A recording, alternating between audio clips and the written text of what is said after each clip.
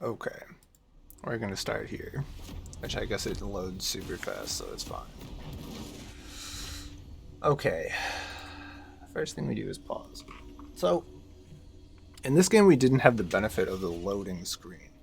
Um, in this VOD, we didn't have the benefit of the loading screen. But normally, the there's plenty of stuff that you can do while the game is loading in.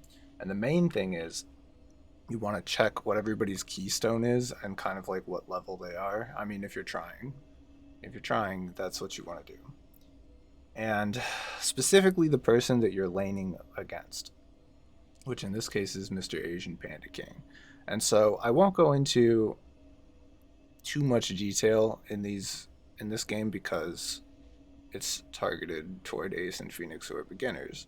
Um, but I will say it's important to know the runes because when you first start out, there's too many champions to really memorize what all of them do in any kind of detail.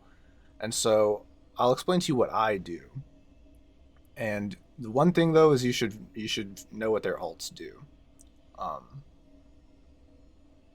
in probably detail. And unfortunately, one of the things about top lane is you're the most isolated against the person you're laning against, so it's important that you kind of know what they do. It matters a lot. Whereas in other lanes, like there's just a lot going on and nobody is going to know what's going on. But like if you're in top lane and the other person knows significantly more about like what your champion does than you know about what theirs does, that's going to be a problem. But that's, mostly irrelevant. But the thing that you can learn pretty easily and quickly is the runes. And specifically the two runes, these are the keystones, which is mostly what is important that we have. These are the two most common keystones in top lane. So I'm going to explain not only like what they do, but how you use them, kind of like in detail, because it matters a lot. They're called keystones for a reason. So here's me. This is me. I'm playing Camille. She's she's good. So the keystone that I have is called Grasp of the Undying. And basically the way that it works, you can read it. It says every 4 seconds in combat your next basic attack on a champion will basically it's buffed. It's better. It's better. It deals damage and heals you and it gives you a little bit of max health. That's, it's not super complicated. But here's the thing about it. When you attack minions, that counts as being in combat. So it says every 4 seconds in combat, but you don't have to be in combat with a champion, right? You can just be in combat with, like the minion wave. Like if you're last hitting, you're probably hitting at least every 4 seconds the minions, and so this stacks up on the wave. And so the main thing that you want to do when you have Grasp of the Undying is you want to hit them like one time. Like you want to hit them one time and proc this, and then you back off and you just hit the wave. And that's going to be your most winning trade pattern against the other rune, which we will now explain. So here is Garen. He's over here. He's this blue guy with the cape. His keystone is Conqueror. This is the other like most common rune that you're gonna run into in top lane. Like when Ace was playing Poppy, she's playing Grasp of the Undying.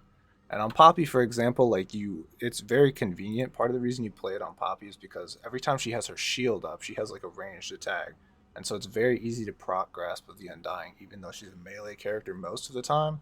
Is you just throw your shield at them, and then you get Grasp every time. I mean, that's not necessarily always how you want to do it, but it has a lot of synergy there, so it's easy to see. And since she's a tank and she stacks max health, right? She buys a lot of health items. It like all of the things are empowered that it does, right? So it's very common. Normally in top you either have a tank or you have like a bruiser. And the difference being basically that typically tanks scale with health and resistances and bruisers scale with damage, but they just build health and resistances. And so typically tanks take Grasp of the Undying and bruisers take Conqueror. That's a little bit of an overgeneralization, but that's going to be useful to know. These are by far the two most common things to see in top lane. Okay, so Conqueror is the other one that you see a lot. And basically, you can stack up to 12 Conqueror, like, buffs. It stacks 12 times. And it gives you attack damage. And when you're fully stacked at 12, you heal for 9% of the damage you deal. So basically, but it only stacks on champions. So you can't hit the wave and stack this. So normally, people who have Grasp want to go for mostly fighting the wave and short trades on champions. Trades is like when you're trading health, right? You damage them, they damage you. That's called a trade. And so tanks want to go for short trades where they hit them like one time, but mostly they fight the wave. And tanks also, like, this is not what I got in this game, but often tanks get Doran's shield. And Doran's shield, nobody has it yet. Hold on. I think he buys Blade, but he might not. He might buy Shield. Is he buying Shield? Stop. Manual camera. Okay, he buys Doran's Shield. So here's... It's a bit weird. It's not always formulaic, but here's the difference, right? So people who have Grasp, not only does it give you health, right? The shield gives you health, but also you don't have to be in combat to get most of its buffs, right? It has recovery, just restores health that's out of combat. Endure basically makes you take less damage when you get hit, right? And you get more health when you're low. And those, when it says it restores health over 8 seconds, basically that means like if you're in combat, the healing per second is low. But if you exit combat, then you get all of that health, right? So if you hit somebody like one time and they hit you one time, then you get 40 health back, right? But if you're in combat for a long time, then per second it's not very good. So normally tanks want to take short trades. This is not going to play out like this in this game, but this is like sort of the dynamic. His tanks want to take short trades. Like, it's recommended for me to take Doran's Shield on Camille, and for a similar reason. But in this game, I choose Blade, which I'll explain in a little bit. We're also going to talk about the junglers a little bit, not too much. Mostly, we're going to focus on basic top lane mechanics. So this is, but Blade, on the other hand, it gives you Omnivamp, which basically means you need to be in combat. You can attack the wave, but you need to be fighting stuff. Omnivamp means you heal when you deal damage. And so this one, you don't need to be dealing damage. You can just be hanging out, and you're getting like, it's 80% of its power. The other 20% being you deal additional damage to minions. But this one, like, you need to be in combat, or you're not getting any of the buffs. Like the attack damage, the health, they don't do anything unless you're like in combat. It's only like the Warmonger passive, pretty much, that like you need to be in combat. And this one, like, the health doesn't really do anything unless you're already like near max health. It increases a little bit how much you can survive, but mostly like you need to be in combat with the blade, and with the shield you don't want to be in combat. So we kind of have reversed runes, because Conqueror is a rune that only works when you're in combat. This is not a super high elo game. Let me tell you, I could tell. I should have prepped this in advance. I don't remember what level this Garen is. I think he's like gold. But he's probably way better than anybody you're going to face for a long time. But I could tell you exactly. Asian Panda King. What's his rank? He is unranked. Well, that doesn't tell you very much. I could tell you what his MMR is. Everybody has an MMR. Asian Panda. I'm putting spaces and I shouldn't be. Search. Not enough games played solo. So you don't have to have played ranked, but anyway, he's probably like gold.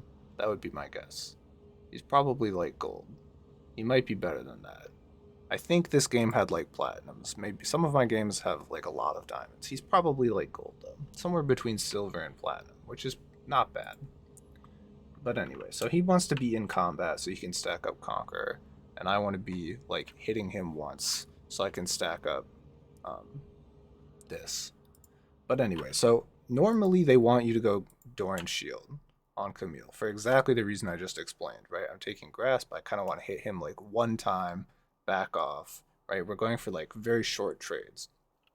I can explain to you briefly like why this is a good thing on Camille. Like League is much more like a strategy game where like you kind of need to know what's going on in a general sense, and it's not just like a mechanics check. Like you need to have a good idea of like what you're doing and why you're doing it, and like have like all this stuff. This is why people say it's not very beginner friendly, because they call it a learning curve, which is basically like how much you're having fun until you get to a certain, right? So it's kind of exponential. Like it starts off low for like a long time, and then it gets up as you figure out what the hell is going on. So the main thing, this is what we max on Camille. And basically it's like a single empowered basic attack. And then you can get a second one that's even more empowered. But basically what this means, it basically means I can hit him twice really fast in the time that he would normally be able to hit me once. And in addition to that, if I have the Grasp of the Undying up, it's going to be, we call it a trade because we're kind of trading back and forth, but I'm going to do way more damage to him than he's going to do to me. And he also has an empowered basic attack on his Q. But a large part of what it does is it's kind of like utility, right? It silences me and it gives him speed and it cleanses him, right? So it does 145 damage on hit. And my basic one does an additional 17, which, where's my basic attack damage? 87. So right now that's not that much. But if I hit him with both parts, I get kind of two empowered attacks. So I can hit him kind of like twice and then back up and twice again, right? Like 4 seconds later. It lasts 3.5 seconds, which Grasp is every 4 seconds. So we kind of like go in and out of like his range is a lot of what we do, and then we hit him kind of like in windows where like he's not going to be hitting us back. I mean, we don't really need to go into detail about what the champions do because you're not going to probably play as or against these champions. But just briefly, because it'll help your experience a lot to understand why I'm doing what I'm doing, that's kind of like the trading pattern. Okay. And now we're going to talk just briefly about the junglers. Very briefly about the junglers. Okay, so Zac, you already know what Zac does. Phoenix plays Zac. Basically, Zac is kind of like a farming jungler, which means he scales very well with items. Right? If you press shift on some of this stuff, you can see the ratios. The percentage is basically, so his Q gives him for every 30 AP, for every 100 AP he has, he gets 30 damage. So it's like a percent, but it also scales with health, right? And all of his abilities scale with max health or AP, all of them. And he's like a tank. So he has this is what we call scaling, is basically how much stronger do you get for every like point of gold that you have. Like when you buy items, how efficiently does it increase the damage that you do? And stuff like cooldown reduction too. You can see like how the cooldown scales. And basically, without getting really into the complicated math, his scaling is good. So late game, he's very strong. And Rek'Sai, who's over here, riding us on a, what do they call those things? I don't know. Jet ski. A jet ski. Rek'Sai on a jet ski. So basically, Rek'Sai scales with attack damage. But even this one like doesn't scale with attack damage. Right? And basically, her scaling is worse. And it's harder to play in the late game for like reasons that we won't really get into very much. But so Rek'Sai is what we call like a snowballer. So Zac kind of relies on like he plays back. He has this little guardian angel passive, and mostly what he does is if any of his lanes are getting pushed into like tower, he's kind of like a superhero, and he just comes over the wall with his little like jump move, and he basically defends his team. And what he wants to do is just clear all the jungle as efficiently as possible, like fast and like on respawn. because he just wants to get gold and experience, and he scales very, very well with gold and experience. Like for example, his jump move, when he's level 9, the range goes up by like 50%. Like that's a lot. The range, not even just the damage, but the range, like everything. It gets way, way better, right? Whereas Rek'Sai at level 3, she can do basically everything. Like at level 3, that's like the strongest you ever are. You have all of your basic moves, and that's like most of what she does. Unless she gets a huge gold lead, which she can, because she's really strong at level 3. So if you get really far ahead. So anyway, so the fact that my jungler is playing like a really aggressive jungler is most of the reason that I'm taking Blade. Because I figure she's going to want to try to get kills, right? And so I'm going to try to have kill threat on the other person, basically because of the jungler matchup. And the problem with that is that, their jungler is kind of like a defensive one. And so, but that's almost good because as long as we're not like really far in, like he probably won't have a lot of kill threat. He doesn't do that much damage. And this guy doesn't do that much damage either because even though he has Conqueror, he has a shield. So that's kind of like the lay of the land. Like all of that stuff, it sounds like a lot, but you will be able to deduce that kind of like, so overall that's like a strategy, right? My strategy is like, okay, we're going to try to snowball early game. We have like, I have ignite instead of flash because I have kind of like a jump move. So I have a lot of kill threat. My jungler has a lot of kill threat. And we're basically going to try to snowball early game. So that's like a strategy. And then the tactics would be like, once we get into lane, how are we going to do it? Okay, so let's find out. Welcome to Summoner's Rift. I just pinged that on accident for no reason. So, something very unfortunate happens in this game. And we're about to find out. Here's the enemy team. Literally all 5 of them are stacking in this bush. Our mid laner is not even remotely aware, neither are they. No one is like watching. They just found out. Okay, so we lost our support's flash. Our AD carry is dead. Their support has a kill. So this is like, if you look at the statistics, at this point, like games are like 80% for the team that got first blood like this. If you look at the statistics of how often games are won by teams when this kind of thing happens, it's like 80%. So this is something that like, especially in low elo, is very, very effective. Because if you notice, like in high elo, people are like kind of watching and they look around and they're like, whoa, what's going on at level 1? But like our mid, all of that, he still hasn't moved. He hasn't even noticed. It's unclear whether he's even here. He might be AFK. Right? And so but like all of that, the amount of risk involved in this play is like low because I'm not there and their top laner is there. And so especially because they have Morgana, she can like snare one person. Like if you go back a little bit, 30 seconds like how until did they minions make this spawn. work? Okay, we went back a little too far. This is a very long game, so the bar is kind of right. So here's their whole team. They're coming around, and here they're like, they should check this bush. Because it could be that we're all 5 stacked in this bush, and at that point they would all die. But we're not, because it's low MMR. Okay, so they put a ward. Somebody, it doesn't really matter, puts a ward in this bush. So now they can see, how do I do team vision? I should know. Fog of war. Okay, so actually they somehow don't see anybody. This is a terrible ward. Oh, there they go. Now they see everybody. Okay, so this at this point, this is why they put the ward. They can see who's in the bush, right? But they still don't see anybody. My team still doesn't know. They saw the ward, but it could be one person. They saw 2 wards actually, so they know it's at least 2 people. But they still don't know. And the enemy team is like right there. Literally so close. Like if you look at Morgana's Q, I can't actually see the hitbox, but it's really far. I mean, she can shoot this thing like this far. So she's in range of all these people and they still don't know. Which is why it's really important to like spread out a little bit and like look at like the choke points of the jungle and not just all stand in this bush. That's another thing that's good to know if you're playing bot lane. But at this point,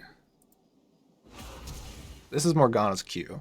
So she can shoot it really far, and here's what it does. A black crane. Now they're stuck. They can't move, and the duration of this snare is 2 seconds. So when you have a big advantage, like they're doing this for two reasons. There's two things that you get out of play like this. The first one is you get a blue buff if you can control the area, like until after it spawns. But the main thing is they're gonna get a kill.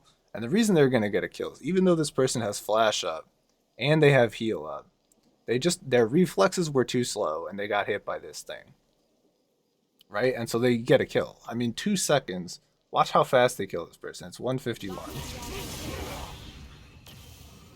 He flashed. The enemy top laner flashed.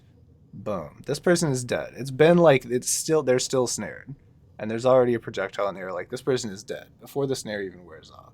And so a little bit of like whether you can invade is based on like your characters, but especially like the support difference. This is the enemy support, or this is our support. I put like a little slow field that damages people, but like this isn't gonna save anybody. Right? Like this is a good move. It's the best move they got, but it's not gonna save anybody. Boom. They're dead. So at this point the game is like 80% to them. Like we end up doing much better than that bad, but that's a huge move. And it affects the game a lot, unfortunately. And now here's my jungler who is supposed to snowball and be aggressive and have kill threat. Waddling around like, dang. And here's the thing. Not only did they get the kill, but now they have vision in the jungle. Which means since this jungler wants to snowball, part of what they want to do is kind of like be elusive. Which means nobody really knows where they are, because if they see you coming, it's hard to get a kill. Minions have Right. spawned. But now, not only did they get a kill, they also know where people are. Right? They also know where my team is, but we don't know where any of them are. Right? If you look at the vision, again, there's a faster way to do this, but I don't know what it is. They can see this is the main carry of our team, and this is the person who's going to try to snowball a game. Right? These are like the two most important people. And we don't know where any of them are. They could all be anywhere. Right? This is why they put the ward in the bush. They don't even know that they're not still in that bush. Right? So deep vision is really important. Especially as a jungler. But anyway. We're mostly focusing on top. But that's a very important thing that happened in this game. Very, very important. So what am I doing in response to that? So because we saw the enemy top laner there, right?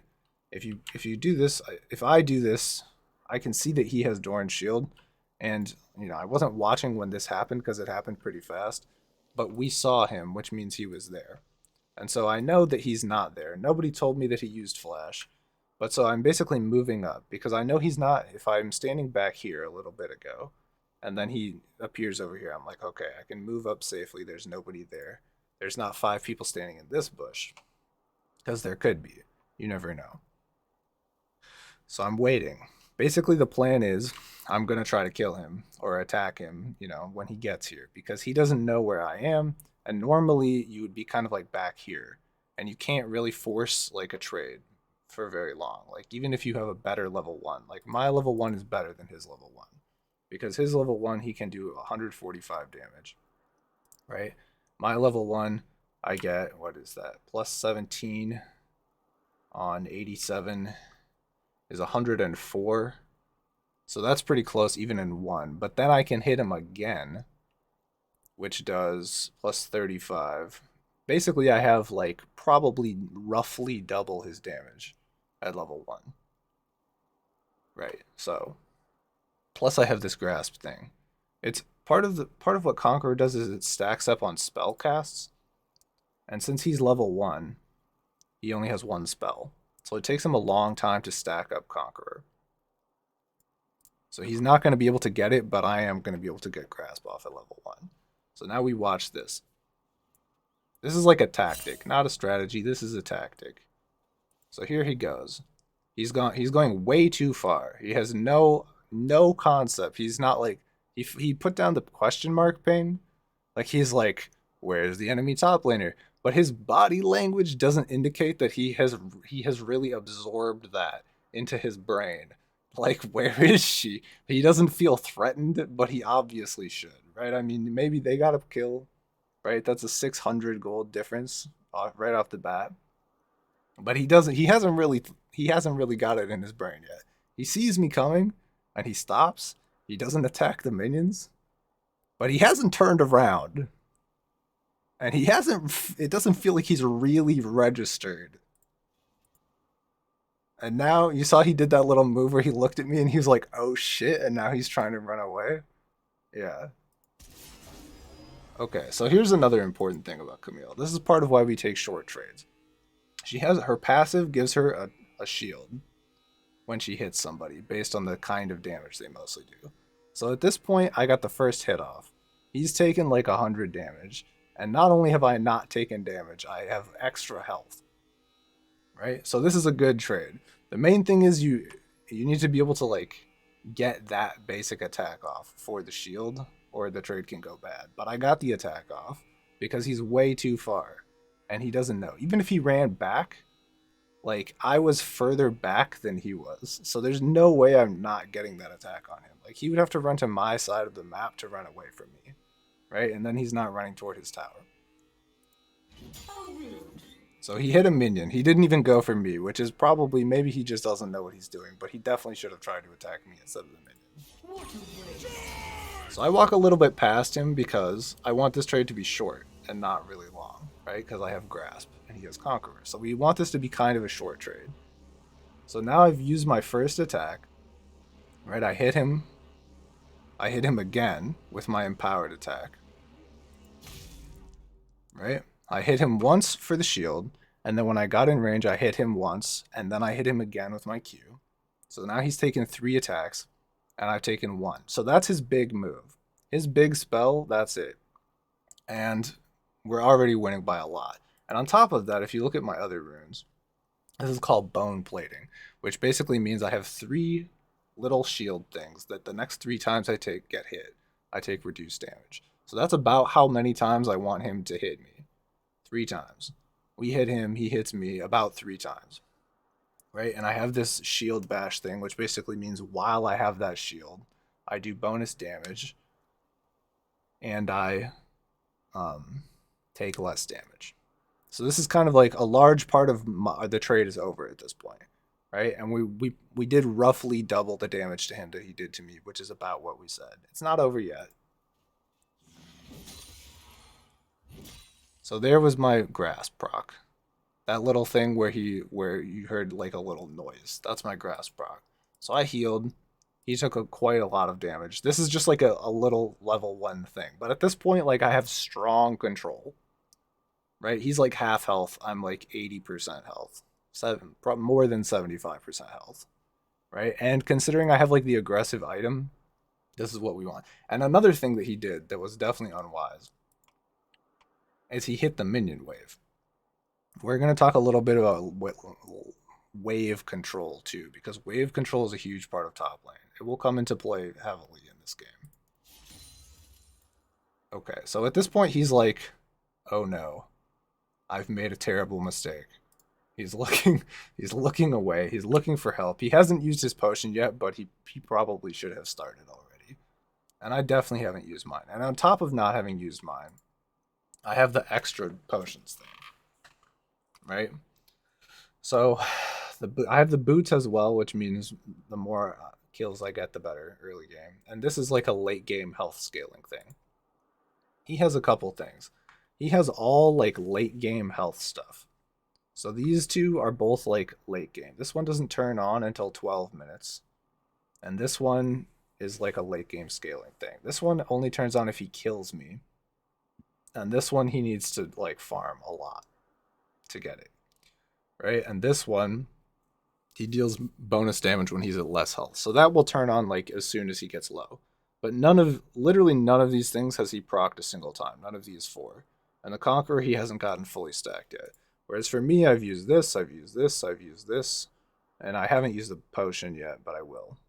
And the boots and the overgrowth are my late game thing. So not only is our level 1 better, right? I mean, he should have like knowing these things, he should have been more respectful. That he has like all scaling, and that I have like a better early game champ. He just shouldn't have walked up like that. And the unfortunate thing is like it seems kind of bad that we're pausing so much. Like we won't do it as much as the game goes on, but like the level 1, like this can ruin the whole game. Like remember how I said that that kill is like 80% chance for them to win the game? Yeah, like fucking up like this at level 1, like that can really really screw you for the whole rest of the game. Especially like when you're at low matchmaking, people make mistakes all the time. And so it doesn't really matter that much probably if you make a mistake like that. Like there's ways to get back. And especially in top lane, like he has teleport. So he could just recall and come back. But having like even teleport disadvantage is like a big deal. Like he'll be really really far behind.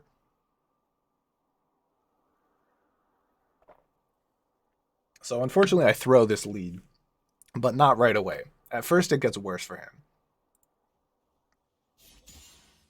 So now I have wave control. He's way back here. Also, here's another important thing to know. My passive is the shield. His passive gives him health regen when he's not in combat. He heals 2% of his max health every 5 seconds if he hasn't been damaged or hit. And that gets between 2 to 10% depending on his level. So Garen is like a mid game. Also, a little bit about these champions. I know you're probably going to play against different ones, but this is partly to do with the strategy too. So he's like a mid game character, which means between like 15 to like 25 minutes is when he's really good. Roughly between like level 13 is about the strongest he's going to be as a character, which is not something that you could really know about your opponent, maybe unless you ask me when we're playing together. But that's just a fact. Whereas Camille is like, she's like a late game split pusher, which might not be something you're very familiar with. But basically, this is the thing that I mostly played when I was playing ranked like 5, 6, 7 years ago. Mostly what that means is she wants to kind of go down the lanes and try to like pressure the side lanes. So like everybody else will be fighting over like a dragon or like the Baron, and Camille will be kind of like over here, like in one of the side lanes, like trying to push like into inhibitors. Like she's trying to threaten inhibitors or even like, you know, the base while people are fighting over Baron. And then that's why we have teleport, is so we can teleport into a team fight if they like engage on the team. And so normally you play split push with disengage, like the Zyra, where people would like, you know, Zac is like the kind of character that wants to jump on you. And so normally people against split pushers try to jump on the other forward people or the split pusher and then, you know, start a fight. And so that's why we teleport into the fight and then hopefully win because we have a gold advantage normally. So I am a even though he has late game runes, my late game is better than his. So at this point, I got level 2 first because I have wave control. I've been hitting it the whole time, and my shield is back. Right, so he's running at me, which makes no sense. I just hit level 2, so maybe it hasn't sunk in yet. But that's a bad idea. And now he's realized that was a bad idea. Although he just hit level 2, he still is weaker than me. Right? I mean, the trade that happened at level 1, now I have an advantage. And not only do I have an advantage, but I have Ignite. And he doesn't have Flash. Right? So here's my other move. This is the level 2. It's like a sweep. And basically, there's like an outer part and an inner part, and you want to hit them with the outer part. And he gets slowed by a lot, and now his passive healing is gone. And not only that, but he took damage. And it heals me. So at this point, this trade is looking bad already. But he has turned to me as if he wants to try to fight me. Because it hasn't really sunk in. It hasn't really sunk in that he has really messed up lane. Like, one of the worst things that you can do is pretend you don't have a problem. Right? Like, if you just act as though you can probably still fight them, that's how you turn like a small disadvantage into a very large disadvantage.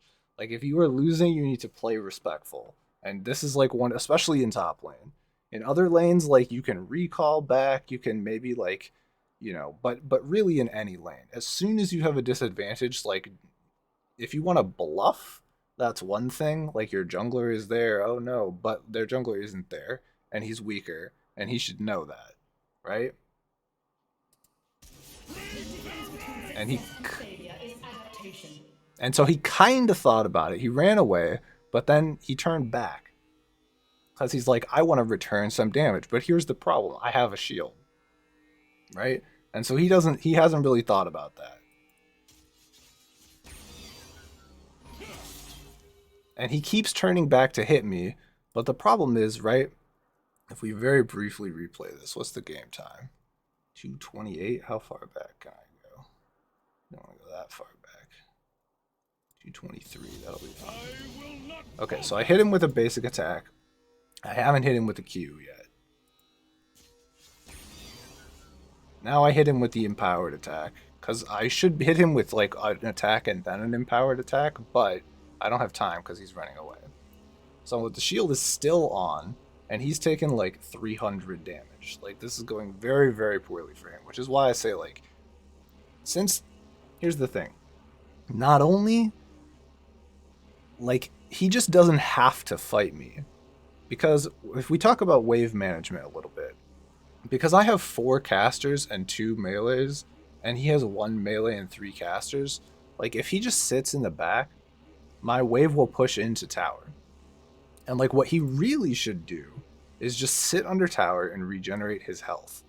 And like it sucks to not be in experience range, but this, what he just started to do, he is throwing. Like this is how you die. This is how you lose the game, right? I mean, like it feels bad to ever have a disadvantage and have to play back, but when you're weaker, you need to play back. Right? Like like League is not like an FPS. Like you can't just hit headshots and win, right? Like if you have less health, you need to play back. Like there is no like I'm just the better player. Like some champions you can outplay people on. Garen is like one of the lowest skill expression champions in the game. Like he just runs at you. He's very easy. He just spins his sword. Like he's not dodging my attacks. He's not outplaying me. Like he's just basically a walking stat stick, and he's weaker, and he needs to respect that. So that went really, really bad. And not only did that go bad, I now have like the strongest attack in my combo ready. But he still doesn't want to run away. And so now I hit him, and this has gone horribly, really bad. And not only has it gone horribly, I still have 2 potions, and he has only 1. So the good thing, though, is because he's fought me a little bit, even though he lost all his health and it's been horrible, he has finally has his Conqueror stacked up. So this is his keystone, and basically now if he hits me, he heals for a little bit of the damage, and he has bonus like attack damage. So if he can get me at this point, then he might start winning the trade, because I'm on cooldown. Both my abilities are on cooldown. And he has his like empowered move. And so if he hits me with this, it will significantly help the trade. But he doesn't hit me with it. He doesn't hit me with it. And at this point, we went from like 50% versus 80% to like 30% versus like 70%. So this was a huge, huge throw. Again, like it hasn't really sunk into him that he lost and needs to play as though he's weaker, right? Because people like to ego and people like to be like, no, I'm better. I'll outplay them. But like, you're not going to outplay it. You're just going to lose the trade, right? Like, and I'm solo queuing. So like, I'm not like, you know, smurfing. Like, this is like probably a pretty closely skilled matchup where he just like does not have the respect that he should have. Okay. And not only do I have 2 potions, I also still have Ignite, which at this point does 90 damage, right? And this man has like 200 health. So I'm putting a ward because at this point, like, we want the kill. Like, The ward is so I can see the enemy jungler. The good thing about Zac is he can hide back here and kind of like jump over the wall and avoid the ward a little bit if he does that. But at this point, like, we have serious kill threat on this guy. Like, if he takes another trade like he just took and I ignite him, he's 100% gonna die. Right? Like, not even remotely close. So we go back to farming. Also, no, this is too early to make this point. We'll talk about this in a little bit. So he had his healing passive thing up, and so I moved up and hit him a little bit just to take off the healing, and it heals me a little bit, and I still have like 80% of my mana. So Reckless. we're basically just farming. Because a common mistake that people make is they want the kill so bad that they drop CS. So we will talk about this very briefly. So in top lane specifically, but also kind of in general, when you have a control, there's a couple ways you can grow a lead. Like if you're winning by a small amount, how do you make that into a larger amount? And there's a couple ways. And the primary way, the easiest way, I should say, is through CS, which is basically how many minion last hits you have. And so the number one way that people who are winning mess up is they try to get the kill, they don't get the kill, but they do get way behind in creep score, which basically means that the other person has more gold. Like the health trade is good, but if you look at the minion trade, he's winning. Or the gold trade, he's winning. And the reason he's winning is because of that kill at level 1. He has more gold than me, even though I'm winning by so much. So basically, if he just, at this point, if he just recalled and teleported back, like he could, you know, he has 700 gold. He could buy an item, right? He'd be full health, right? This is another thing people in top lane specifically when you have teleport. Like if it's gone this bad, like you should probably run away. Like the idea that he's even considering coming this far out against somebody who very obviously has kill threat against him is a terrible idea, right? I mean, like he should just ought to recall. He has more gold than me, right? And he's gonna be back before it hits his tower. He'll probably get most of these minions, and there's more minions to get in the first place. So we both have 5, and for me there's 6, 7, 8, 9, 10, 11. And for him, there's 6, 7, 8, 9, 10, 11, 12, 13, 14, 15, 16. Right? So he has 5 more minions to get than me, right? I mean, if we both got perfect, I would have 11 and he would have like 16, which is a large lead in CS. I mean, that's almost an entire wave of CS that he would be up on me. If he recalled, teleported back, and got perfect CS, he would be winning. He wouldn't have teleport, but he wouldn't be in kill threat, right? And he would have more gold, way more gold, which matters a lot. Like the primary way that you win the game, early game, is with gold. Even kills, they only count for like 13 CS worth of gold. So he already is like, if he got perfect CS on that wave under tower, he would be like half a kill up on me, right? But instead, he's being greedy. So I hit level 3. Here's what my level 3 move is. I mean, you just saw me do it, but I jump the wall, and then if I'm going toward a champion, I can dash even further.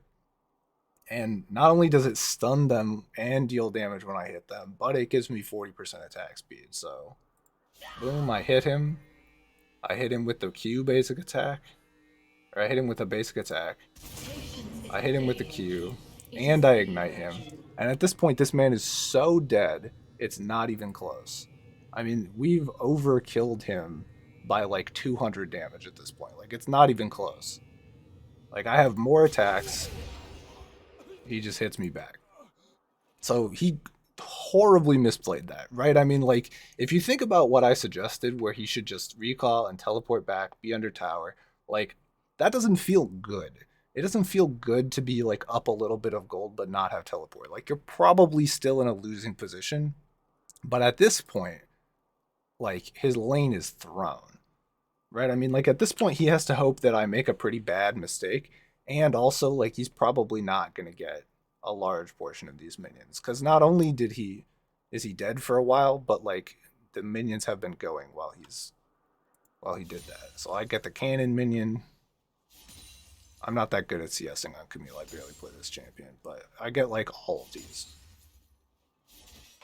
And now we're pushing it kind of fast. So another thing that I said, we'll probably get to this later when I do a freeze, but this is like pushing. Like if you're hitting the wave other than to last hit, you're pushing the wave. So at this point I want to push the wave because I want to get it into tower so that it denies some of these minions, and then I want to recall before he comes back. Because I have, at this point, if you look at the gold, I am no longer losing. I'm up like almost 400 gold on him, whereas before he was up by 50. So that has swung dramatically, right? And so I want to get a shop off because this is how much gold he's going to have when he buys, and this is how much I have to buy whenever I do go back. So the longer I stay, the bigger this lead gets, but it's already like a 50% lead, right? I mean, like, that's huge. That's a very large lead. Like, it doesn't need to be that much bigger for me to be able to just, like, beat him pretty handily in a 1v1. So he's teleporting back, which this is a good move. The reason he did this is so I can't get it into tower, right? And the reason he does that is because the tower will probably kill some of these minions, and he won't get all of them. So he does this because he wants to get gold, which makes sense. But he's still a level down, so this I'm just doing the jump move again. Now he's down 2 levels, and the minions do a lot of damage. How much attack damage do they have? 24, and there's like 10 of them. So he's taken like over 250 damage almost. I mean, once all these attacks hit him, these are all in the air, there's 5 of them. He's taken well over 250 damage. Yeah. So this is a disaster. I mean, and also if you look at the jungle, at this point I have so much control. Like I said, the aggressive jungler wants to come and like try to invade. So at this point the jungler is coming. Try to win that. And at this point he's under tower, which was the goal in the first place. Like I'm only level 4, so and I don't have ignite, and he's not really like in kill threat range. Like even if I land my whole combo, I might not kill him because the minions will attack the tower and not him. Probably. I might be able to kill him. But so like I said, when you have a lead, the main way to grow your lead is by just having more minion score. And there's a couple other ways. The other way, the other primary way, the second easiest way, is basically to go try to attack other places that are weak on the map, right? Anywhere that you're stronger than, that you think you can get a kill. So for example, right here, like this is an obvious scenario in which, you know, I could assist, maybe. So my jungler just absolutely stomps this guy. It's not even remotely close. But I come because since I hit him, I get an assist. And kills are only worth 2/3 of their... It's 300 gold for the kill and 150 for the assist. So if you don't get an assist, you lose 150 gold off the kill. And at this point, we're winning in the gold. We don't even have the kill yet. So that's 450 gold. And at this point, we're winning by like almost 1,000 gold at 3 minutes, which is like a minute after, 2 minutes maybe after like minions spawn and everything gets out. So this is going great. I'll stop pausing so much once we get a little further into the game. But the reason we're doing it so much at the beginning is because like later in the game, it's going to be very particular to this game and kind of like Camille and my build and all this like stuff, right? And a little bit like the trades are kind of particular to the game, but mostly it's a lot of like he just is being too aggressive, which is something that you will see over and over and over again in game after game, that people like, if you're losing, you need to respect your opponent, right? Like do not try to ego your opponent. Like there are games where you can just be better and that's all there is to it. But like in League, like there is math, there is strategy. Like you cannot just skill check them and hope you win. Because a lot of the times it's a statistics check and not a skill check, right? I mean, like if I miss my abilities, he can win, maybe, but you never want to bank on your opponent being bad, right? I mean, like, especially if you're good, your opponent is probably about as good as you are, and you probably don't want to bank on them just like being bad and missing everything. So at this point, the wave is into tower, and by the time the tower is finished hitting everything, his wave is going to be bigger than mine, and it's going to push toward me. So at this point, all is well, and I could recall. And in fact, there's an argument to be made that I should recall. Because as we talked about, sorry, the gold lead is huge, right? I mean, the gold lead has shrunk because he's been CSing, right? Before it was about 300, 400, and now it's like 450. It's not that bad. But if you look at what he bought 300 gold worth of stuff, right? So the gold doesn't do anything unless it's in your inventory. So he bought 300 gold worth of stuff and he used his potion, right? So these two items, 400 versus 400, actually, yeah, 450 versus 450. So he has 750 gold worth of stuff in his inventory. I have 500 gold worth of stuff, plus this potion, which it sells for 5, but 40%, this sells for 10%, which means that it's worth 50 gold. It sells for 5% or 10% of its value. It's worth 50 gold. So I have 550 gold worth of stuff, and he has 750 gold worth of stuff. So at this point, he's mathematically has more stuff than me and is stronger. I have about a level. A level is worth about 300 gold. We're pretty close to even in terms of current power level, right? But having said that, I have 1,400 gold. 1,468. So if I went and bought, right now he has about 700 gold worth of effective stuff, and I have about 700 gold worth of like effective stuff. But if I went and bought this, I would be 3 times stronger than him in terms of like the lead that I have. I mean, this is not exactly math because the levels and all the base stats are worth some stuff too. But like, I'd probably be, 50% stronger, way stronger, way, like not even remotely close. Like huge, huge lead. Like it's hard to overstate how big of a lead this is in terms of like if you look at the entire gold lead, right? Their team has 5.7 thousand gold total and we have 6.4. Like that gold lead is like 500 up here. Like I have like a third of the team's gold lead, like just by myself. And like I said, I mean he still has 1,000 or 200. Oh no, I'm doing math wrong. I'm not doing math wrong, but I'm looking at it wrong. I have 900 gold. This is my total gold, and that's how much I have to spend. So he has 200 gold unspent. That's anyway. I make a big mistake here. Remember how I said I throw the lead? This is where I throw the lead. So because I have so much lane control, I walk into the bush. And I'm basically doing the same thing I did at level 1 and I'm hiding in the bush. But at this point we're even on levels, which means I'm down in like effective power. And this is something too. So this is the first freeze that we've seen. He's doing a freeze. And basically this means that he doesn't want to kill the minions super fast because he wants it to stay on his side. Right? Like if he killed this as fast as possible, it would be pushing up already. Like he could have killed the whole thing. He's kind of like walking around. He's not killing it. See how he's not hitting it? This is called a freeze. He's doing that because this is a safe place for him to be. Tower range is like right here. So he's like very close to his tower's range. And he doesn't know where I am. I could be in this bush, which I am. Right? This is a good read because if he pushed up, he has 3 minions right now. So he's freezing. And I should have recalled because I'm doing nothing. Right? I'm not getting gold. But now he doesn't have 3 minions. Right? Now he has, what's that, 4, 5? He has 10 minions. Which, like I said, remember how I said that these do 26 damage a hit?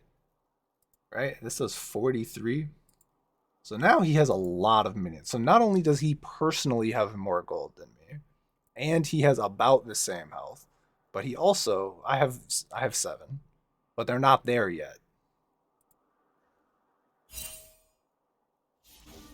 So I hit him. So here's the problem. If you look at what's in range, you can't see their attack range. But these are melee minions, so these would have to run all the way over here. But these are like, all of these, the ranged ones, are already in range of me pretty much. So they might have to move a little bit, right? So the problem is not only does he currently have more gold in effective inventory than me, but he also has a huge wave. Like all of this is basically in range to hit me with minimal movement. And my ranged minions are not even remotely close. As far as like, this trade will be over before they get there pretty much. So I have the shield. And so far I'm winning. Right? So far it's not going bad. And part of the reason I'm doing this is because he's already used teleport. And like, yes, he has healing, but he's not gonna fully heal. He's not gonna fully heal before, like, if I recall and then teleport back, he won't be full health. Right? So I hit him. It's a good trade. So far, this has been good. Right? I mean, this is great. So because he's, like I said, he's not going to heal all of that if I recall and teleport back. Like, this has been an effective ambush. But if you look at the wave, not only am I almost in tower range, not only does he completely have Conqueror stacked up, but also all three of these are already chasing me. This one is about to hit me, right? 4, 3, at least this one and this one are both like turning to hit me. These are about to attack me. And this also is obviously about to attack me. There's at least 6 minions that are about to attack me. Whereas if you look at my minions, there's currently 0 of my minions that have any idea that there's a fight going on at all. Like, these are not in range. Those are definitely not in range, right? And this is like a super minion, basically, as far as early game goes. So I miss my Q. And if you just saw I took a bunch of damage, that's all minion damage. I took like 100 damage just from minions there, right? So he has more gold in inventory, and at this point our health is about equal. So so far this has not been bad because like I still have teleport, which means I can recall, I can buy, right? I have 1,000 gold, more than 1,000 gold at this point. I could recall and buy, I could come back, and he probably would be like 75% health. Not great. I'm still taking damage. It's still from minions. Still from minions. But I have potions. Right? Where's my potions? So I used my health potion. Now I'm using my biscuits and stuff. I mean, I might. I probably will. So part of the reason I don't want to recall is because... Can I open the shop? Can't open the shop. Sorry. So there's a bunch of different items that I could buy, but I'm trying to buy the most expensive one, basically. I'm basically being greedy for like close to no reason. Because we're winning by so much that like anything I could buy would be a lot. But this is a terrible mistake. Because here's a couple of reasons. First of all, my shield is not back. Right? And my bone plating is not on. Right? Remember those 3 little things? The bone plating is not on. The shield is not on. The wave is still much bigger for him and in range. Right? The only thing is I have grasp up. So because it's been 4 seconds, I'm like, oh, I should go. And here's another thing on top of that. Luckily for me, although it doesn't really matter, the jungler is bottom. But the jungler could be right here. He could just jump over the wall. He could be here. He could jump over the wall, right? I mean, this is just a foolish thing to do. Consider, and here's why. Because I don't need to do it. Like, even if I did win, like, I'm winning by so much already that you just don't need to force it this hard. Like, it feels good. You're like, oh, I'm winning. But, like, you don't need to force it that hard. This is, you know, in games that you play with me, you might not ever be in a position like this. But even if you're winning, like even if you're stomping lane, you don't need to force it, right? I mean, you can play it kind of slow. It's only been like 3 minutes, right? I mean, this game goes for 47 minutes. Like, so I won't keep pausing this much. And also, you don't need to watch it all. The main thing I think is definitely early game laning. This is why I'm spending so much time on it, because the late game is going to be particular to this game. I'll probably just let it play and not talk very much about it. But the early game, this is all like the wave, you know, how many minions there are and like what stuff you have on cooldown. Like, it doesn't have to be Camille, but like my ignite is down, my bone plating is down. Like, you need to think about these things before you just go in. So I did a lot of damage to him, but at this point, these are all hitting me. All of these are looking at me. His Conqueror is like half stacked. I'm way deep, right? And that was dumb because of the wave. because of the wave. And not only is this wave absolutely murking me, he already ran away, right? So he's not in range to hit me anymore. But this wave is absolutely annihilating me. This just did like 100 damage to me. Like this does 43. This is 26, 26, 26. Every attack from this does over 100 damage. Every attack from these 4 minions alone does over 100 damage. And there's a melee underneath me that does 12. And I currently have 168. So if these hit me 2 more times, I'm going to die just to minions. Just to minions. And I miss my attack. And at this point, I lost the trade. Which again, all of this it doesn't matter because I have teleport. I can recall at any time. The main reason this is dumb, first of all, it was very, very risky. If he was better, he probably could have killed me. If he just had a little bit less fear and thought about the minions, he probably could have killed me. Because, like, that was a losing position. If he had just forced that, he probably would have won the stat check. And because, like I said, because I have a kill, there's just no reason for me to do that. It's totally unnecessary. Like, it worked out, I won, but also, like, I didn't know where their jungler was.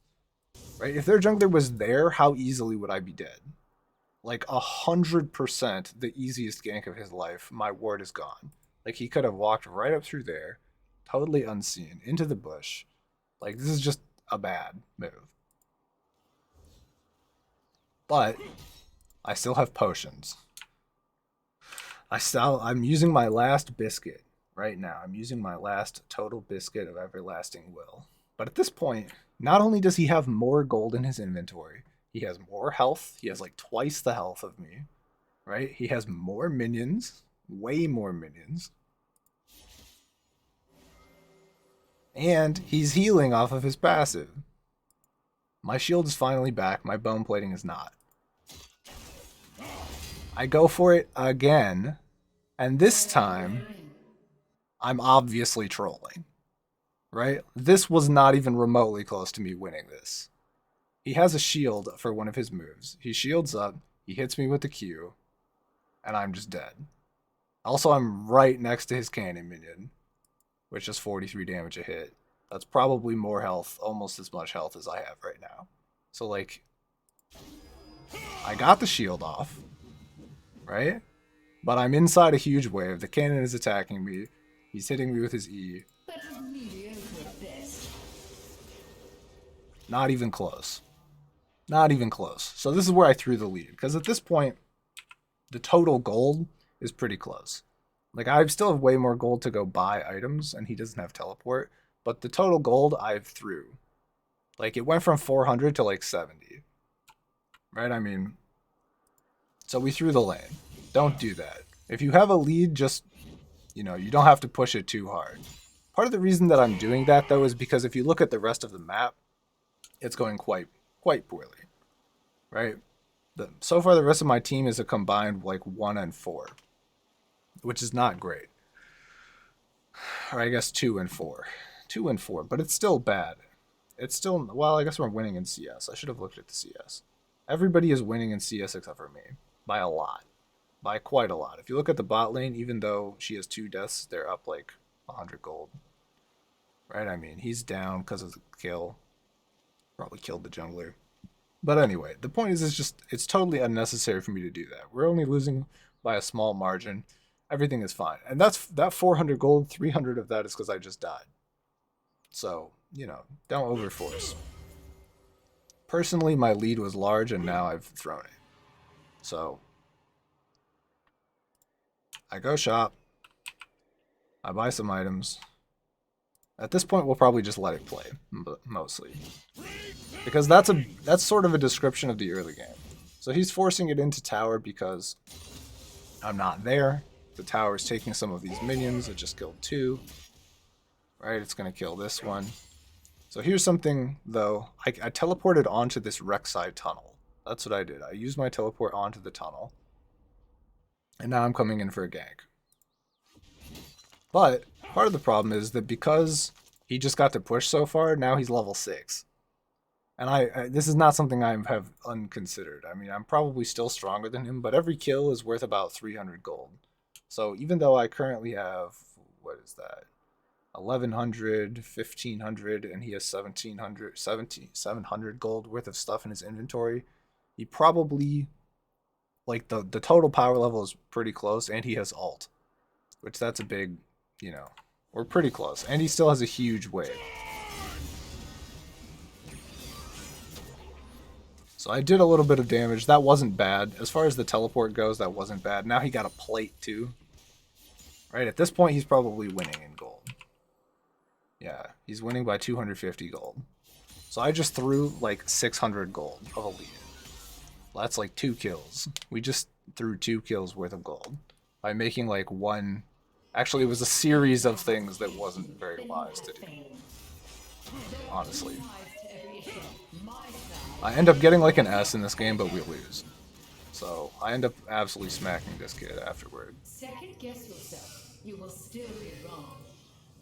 Yeah, but so now we traded Ignite for Flash, which is pretty good. He has to recall. If I hadn't harassed him so much early, actually let's go back 15 seconds. How much health does he have before this gank? Yeah, I mean we harassed him a lot. Even though he killed us, I mean we harassed him a lot. So he's a little bit low. We probably wouldn't have gotten the flash out if we hadn't done that, but it probably still isn't worth it, right? I mean it's not unreasonable that I've played so aggressive, but also like the jungler could have been there, right? I mean like it wasn't wise. This is like, you know, incredibly over aggressive to play. Like especially if you were in a higher matchmaking game. Like this is just not, it's over aggressive. Way over aggressive. Our wave is big, so he's losing like nothing, right? Our minions are not taking very much damage, so he hasn't lost a single minion yet. He probably will lose some to tower. But now their jungler is here, right? Here's our jungler. He's pushing because we have a big wave. He's getting pressure down. He's stealing the camp. But there's their top laner. This is just my jungler making a bad choice, though. I couldn't really have helped him. I'm pretty far away. I saw that, but he just died really fast. I'm like, what can you do? But at this point, you know, I'm losing slightly. It's not a big deal. It's pretty close. It's pretty close. I'm losing by 400. It is a big deal. But so, just like I ganked earlier, the Garen hasn't done a missing ping until 4 seconds ago. So, he should have pinged missing. That's the thing you should do, is ping missing. But because it's into tower, and because even though I don't have a gold lead, I had map control because I forced him out and, you know, ignited, and he had to recall, and he just got back. And so, you know, their jungler was low, and he's farming, right? So I know there's nobody in the whole top side to contest me. Their support is in vision. I mean, she's not in vision, but we just saw her. And so I know that I'm basically free to roam down. Now, a better player, he has his ward in bot side, and it's not even in the bush. But a better team would probably have wards somewhere in here, so this wouldn't necessarily work. But for them, he's trying to get a kill on my mid laner. I just come right over the wall. I use my ult.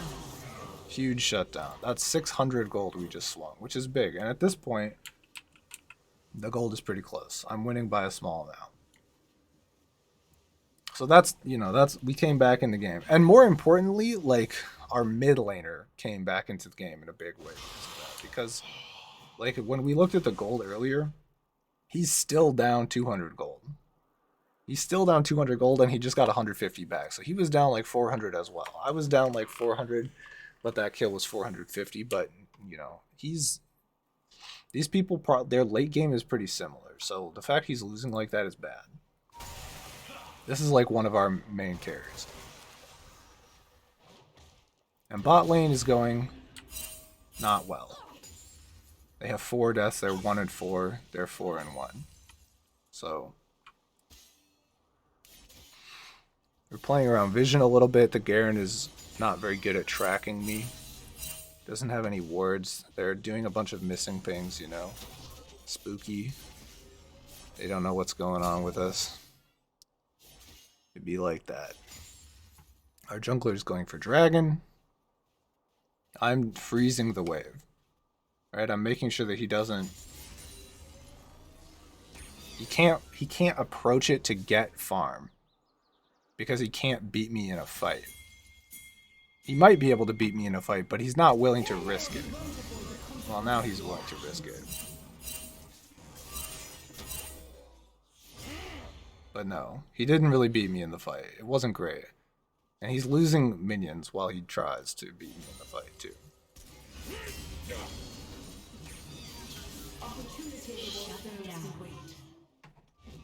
Yeah, so it's pretty close. The gold is pretty close. He's beating me by a little bit, but I'm also just like stronger. So, hold on. Let's go back a little bit. So because we got that mid lane, right? He has a small he's still losing, but at this point he has enough pressure that he can contest. And our jungler is stronger too. Right? We helped our jungler early game. Let's go back a little bit. Our jungler started dragon and they came. They noticed that he was here, right? He killed the enemy jungler. Let's go back even more. Our jungler started dragon for like kind of no reason. He has a control ward, but they know. And part of the reason also this is bad, since I know Phoenix likes to play jungle a little bit. Part of the reason this is bad is that even though he has the scuttle crab, his bot lane is under tower. His support is low. The enemy bot lane is like, oh. As soon as they notice the Sivir ults, it gives her move speed. She's just like, fuck yeah, let's go. Right? Our mid is also under tower. They have a control ward in between here and there. Right? They have a ward, so they see him coming, but he's down a level. He's under tower. They're down a level. Neither of them have ult. Sivir ults over. Right? I mean, there's just no reason to force this. They just don't have control of bot side. He doesn't really have control of top side either, but like, we could probably win a 2v2. Whereas in this stage, it's like 1v4. Because the rest of the team is not very good to assist him. So, luckily, he's personally, like, remember how I said this person, Zach, is a scaler, and he's like an early game snowballer? She is. Yeah, so even though their gold is like not that far off, right? Before that kill, it was like almost exactly even. They're just like a better early game champion, and they just absolutely annihilate them. So that's good. That person overforced, because really they should have waited for their team, right? I mean, the team is almost there. The team is coming, right? I mean, there's just no reason to go that far by themselves.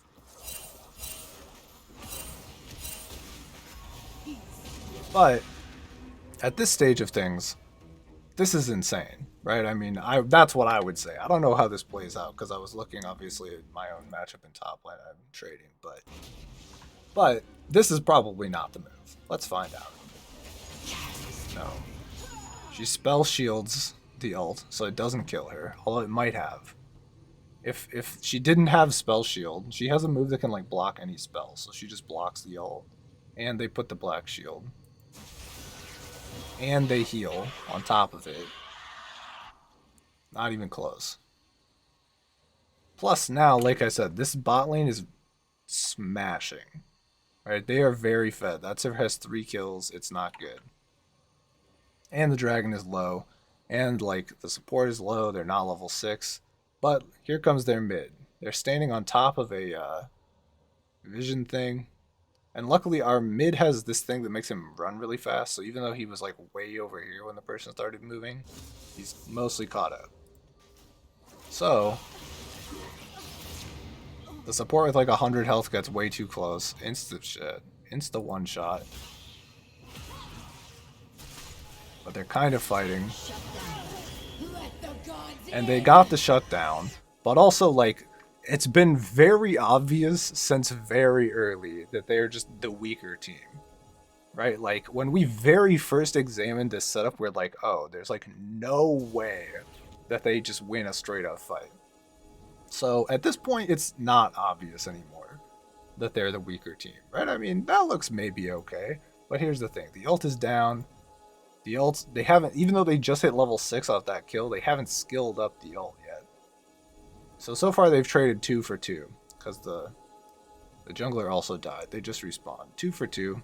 It's not been bad. But then they try and go on this. Which, they got double buff, but they haven't skilled up ult. This person is currently using their ult. Right? So this is mostly just ult difference. Like, Morgana just binds to both of them. On top of that, she has a thing, the stopwatch, that makes her invulnerable that you can only use like once a game. Right? Team double kill. This is the person who was already winning against the mid, just killing the mid again. Now he's 4 versus 0. Right? Not good. And the ult stuns. So they might kill this person, but it's still good. Right? I mean, I don't know. That's a roughly even trade. Red team double kill. Honestly, it's not bad. Mostly because of the double buffs. It's not bad. It's impressive that went as well as it did.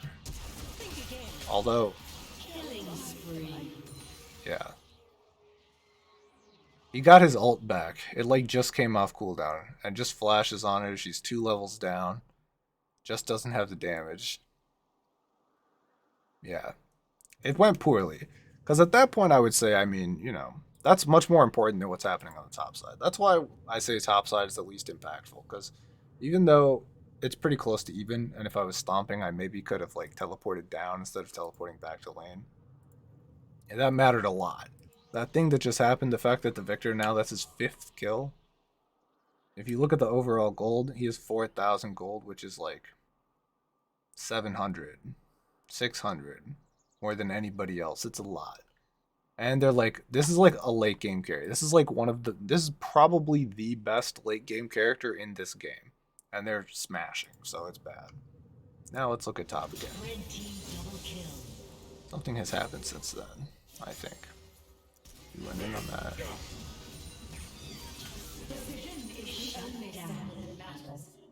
He's low. I'm using a potion. He didn't buy any potions, I think. No, he didn't buy any potions. You should always buy potions for precisely this reason. Especially earlier. It was like roughly even, and then now he just has no pressure. I missed the hook shot, but I also have Ignite. And at this point, I just got 2 shutdowns for 450 gold, like on the mid laner and on the top laner. And at this point, I'm winning by a lot, and we just continue winning for the rest of the game. There's no more throws. Patience would separate good hunters from dead ones. I'll probably just leave it. I can't. Anytime I like rewind, it won't let me use like that camera anymore. But yeah. We're clearing the control ward. We're winning topside. I am out of patience. I mean, I could cast the rest of the game, but also I would say like, as far as like top lane mechanics, I think that's a large portion of what you needed to know. Like most top lanes are decided pretty early on. Like if things are going even, they end up going even for like a while. Our mid and jungle are both about to die. We're just like weaker in that matchup. He's pinging me missing 100 times because he thinks I might be coming to gank mid. He doesn't know because he has no wards. They have no wards in this whole section of the map. This whole like half of the map, they just have no wards. And because he keeps spamming it, they're going to dragon. Although they can get dragon. Dragon is not a bad thing to get, but he's kind of forcing them off of top side too. And at this point, since I actually went to shop after getting the last kill, I'm way stronger than him. Like, not even remotely close anymore. I just ult him. I missed my hook shot and I should have aimed lower, but I still kill him. I'm bad at CSing, so we won't watch that. We'll mostly watch bot. Because the fact that the bot lane is going so poorly, although she just got 3 kills, so it's at this point the gold is still kind of close, but it's, I mean, I guess it's a lot mid difference. Because if you look at the mid, he's down 1,500 gold, which is a lot. I mean, that's so much. It's so much. That's like almost their entire gold lead is like mid lane difference. And we already ganked mid lane once, but yeah, we're moving for it again. And our jungler is also there. Our jungler is patiently waiting for me to get there. Our mid is baiting.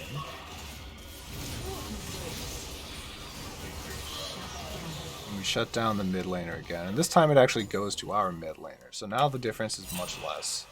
Right, it's about half of what it was, 700.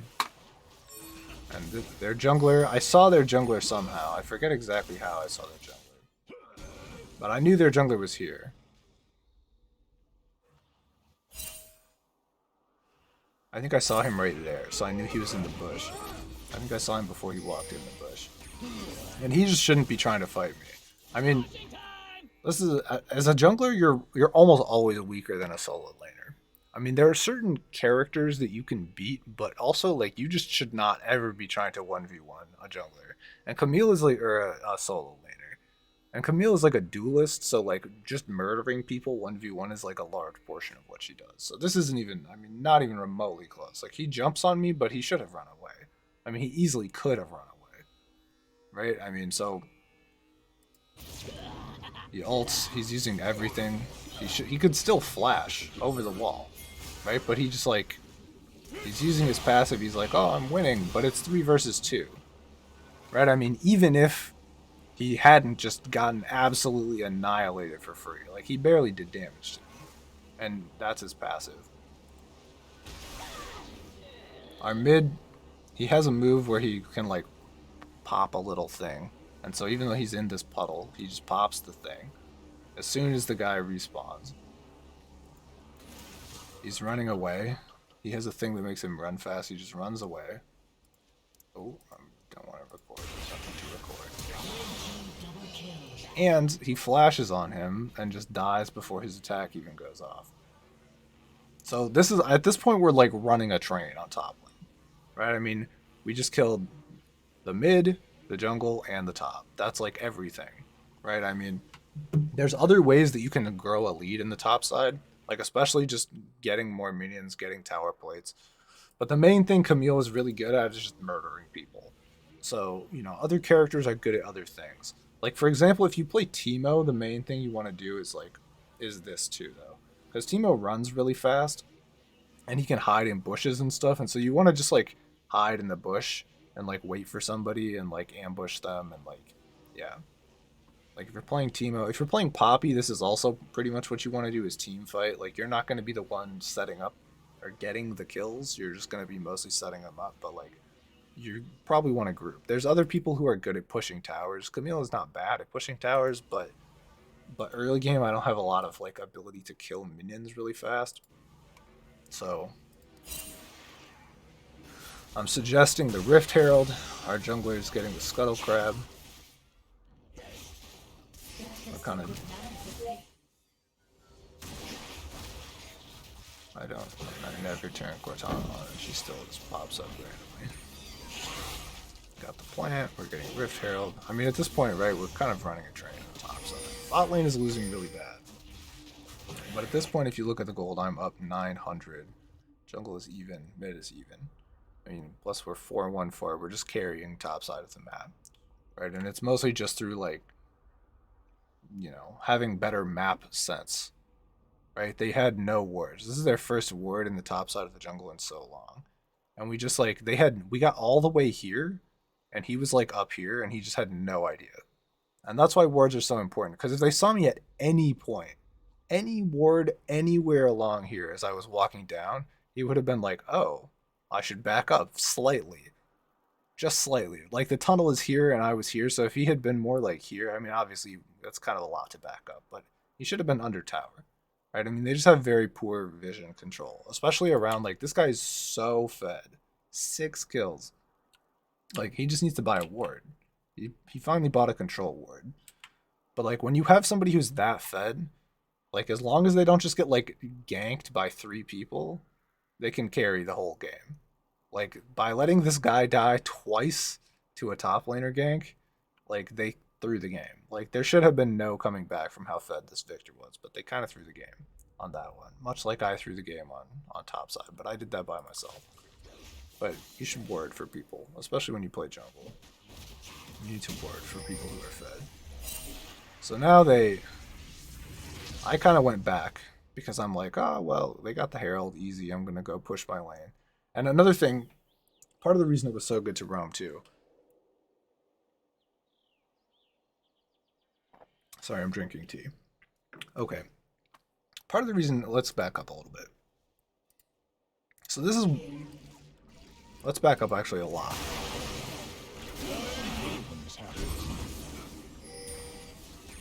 Before I go for the gank at all. Shut down. Waiting yields the most. So this is when I decide to leave my lane. Let's talk a little bit about why I decided to leave my lane. Okay, so if you look at the state of the lane, I have more minions and a whole fresh wave coming. And this is the wave that is coming. My wave is still coming, but his wave is already there. And it's like getting pushed. So I have about 4 more minions than him currently. And if we back up even further, we leave it like this. Right now I still have 4 more minions than him. So we have a full wave pushing in, but it's pretty weak, right? I mean, these two are like obviously about to die. And also, you can tell in advance that it's a cannon wave. And one of the nice things about this is normally when you want to recall. Also, this is something that's very important to know, is you want to recall on cannon waves. And the reason why is because it takes a long time for the enemy minions to kill cannon waves, right? And anytime there's this thing called opportunity cost, which is basically how much you give up to make to do the thing that you did, right? And even though we end up obviously coming out very, very positive in terms of the kills and the gold and the herald and all that, right? I mean, it's a positive play. It's a very positive play. You always want to limit the opportunity cost of what you're giving up to make a positive play. And so part of the reason we do this is because we know this wave is going to push into tower, right? And part of the reason we do that is because since it's pushing into tower, the enemy top is probably going to come, right? He doesn't want to give up, this is 2 waves. This wave plus this wave, he's going to give up a lot if he chooses not to do it, right? Let's fast forward a little bit. Now we back up a little bit. I want to see Garen. So at that point, this wave is pushing into tower, right? If he doesn't come here to contest this, let's back up just a little bit more. Just a little bit. So this is, I'm just about to go for the gank. They still don't see me. Let's toggle on blue vision. They still don't see me. Now they see me. This is like perfect, because this is their vision range, but I'm already like jumping at him when we see the vision range. So here's their jungler. The jungler I don't know where it is, but the top I could predict is here. Because, we just killed him. And so there's other things he could do. But if he teleports into this, he's just also going to die. Like, it takes long enough for teleport to channel, 4 seconds. This guy is dead before 4 seconds from now. So by the time he gets here, he would just also die. And their jungler is not there. But even if their jungler was there, like, even if this was a 3v3, this is starting off so bad that he's almost for sure going to die. Right? I mean, there's kind of just no way around it. Like, this guy is dead. Even though he's really fed, nobody else can get there. Even if the jungler was, like, in the bush, somewhere they can't be there. And they can't be there, because we just came from there.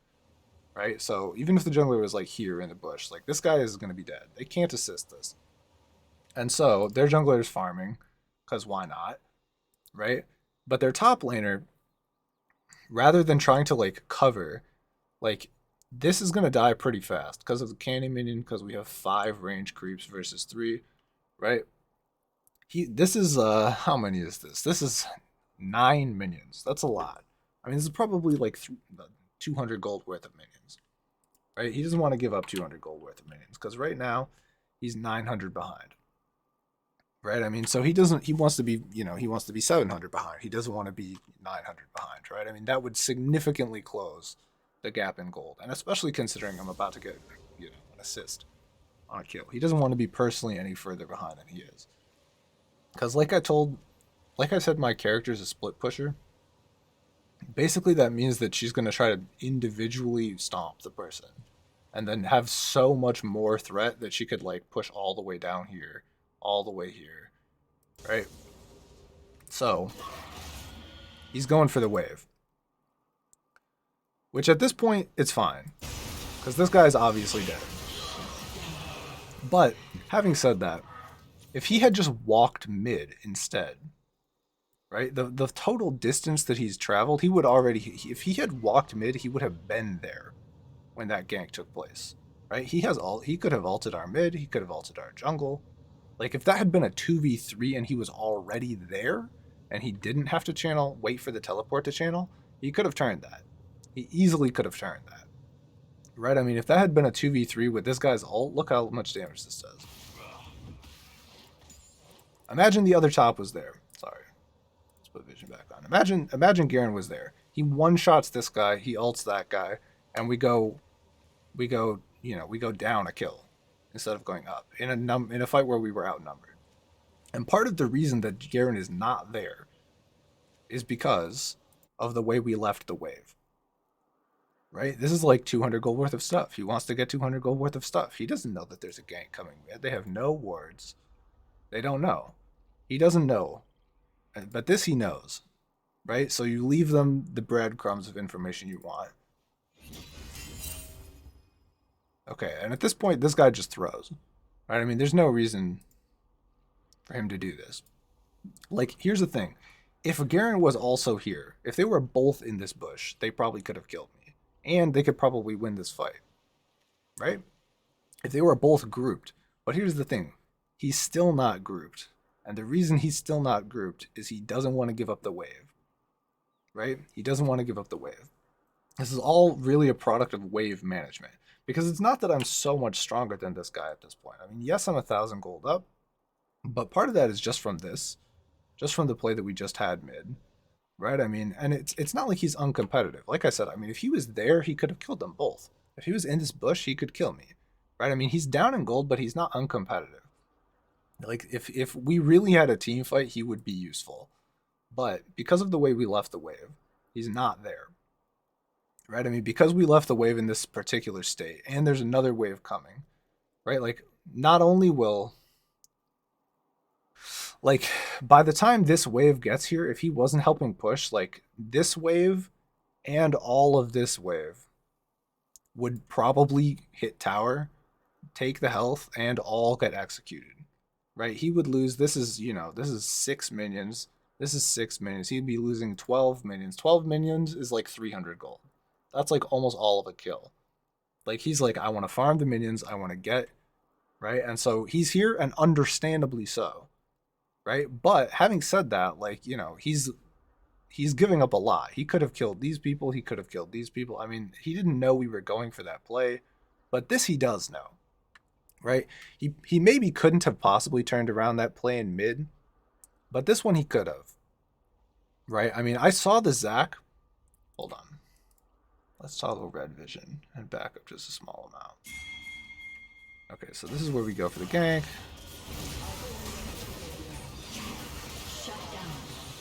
Right? I see Garen topside, so I know it's safe to walk back through river. And I just barely saw him. For some reason, he doesn't know that I saw him. But I saw him walk into the bush.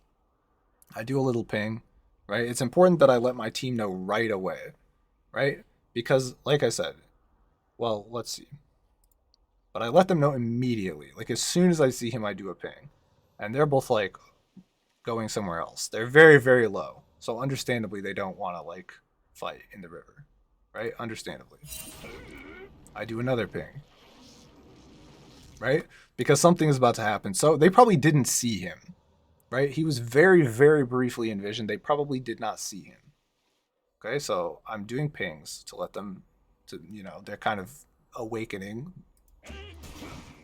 And so I get jumped on. And if you look, neither of them are looking. They're both farming. Neither of them started moving toward that when I did the ping. Right? I did the ping. They didn't see anything. Right? I did the second ping. They still didn't see anything. But they're kind of thinking about it. Right? They're like, why is this Camille pinging? Right? So there they are. And then I do the flag. I do the assistance thing. And at this point, the Rek'Sai is already on their way.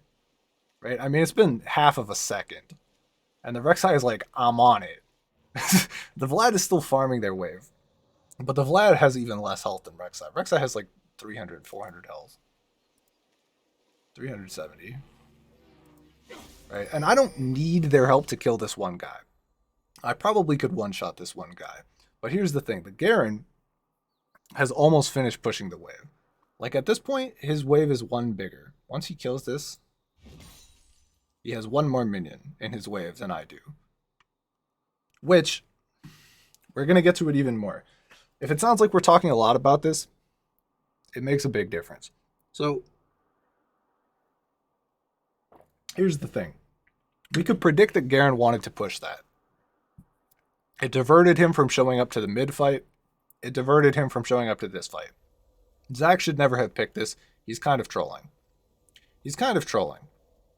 But at this point, once he has more minions, right? So here's the thing. When we left earlier, we lost probably a whole wave. I don't want to rewind it again. But we lost like a whole wave. Our minions, we had about 2 waves worth of minions, and it probably killed a whole wave of enemy minions, right? But because it stacked up such a big wave, it was like juicy bait for the Garen, right? It was juicy bait for the Garen. And it took him a long time to kill it because it had a cannon minion, right? And so it didn't hit tower. We didn't get any damage on tower. But now it's going to bounce back, which basically means, so when the wave is pushing and you're not there, you're losing golden experience, right? Every time the wave starts pushing and you're not there, like I lost a whole wave worth of minions that died and I wasn't there to get any of the golden experience. So that's the opportunity cost of making the play. It's like I lost all those minions. But now that the wave is pushing back, which we could have predicted, right? There's almost no way that he was going to let that wave hit tower, right?